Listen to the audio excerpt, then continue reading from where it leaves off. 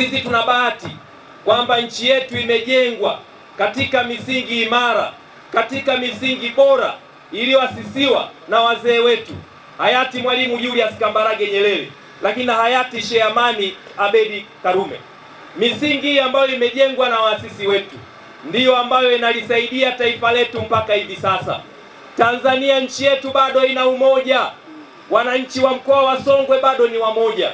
Sisi bado tuna mshikamano, lakini hali kadhalika tuna amani ambayo ni tunu adimu sana.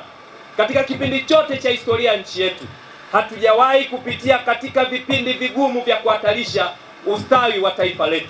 Kwa hiyo tunao wajibu wa kuweza kulinda tunu hizi za amani na utulivu ambazo tuliziliasisiwa na waasisi wetu. Kila Mtanzania kwa nafasi yake anao wajibu wa kuweza kulinda tunu hizi za amani katika nchi yetu. Shughuli tunazozifanya, maendeleo haya tunayoyapata ni kwa sababu ya uwepo wa amani na utulivu. Wakulima wanafanya shughuli zao za kilimo na kuzalita kwa tija, ni kwa sababu kuna amani na utulivu. Lakini wafanyabiashara, mmekuwa mkifanya shughuli za biashara mbalimbali, ni kwa sababu ya uwepo na amani na utulivu.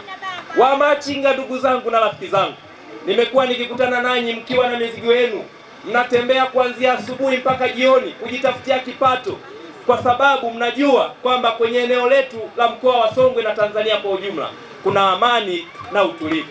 Mama lishe, baba lishe, mnaamuka saa 11 alfajiri kwa ajili ya kwenda kuandalia watu supu na kuandalia chakula. Mnafanya shughuli zenu mpaka jioni, mnarudi nyumbani salama, ni kwa sababu ya tunu ya amani na utulivu.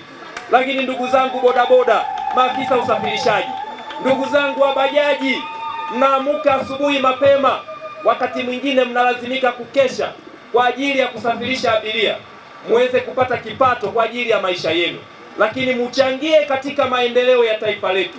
Mnafanya hayo yote ni kwa sababu ya uwepo wa tunu ya amani na utulivu.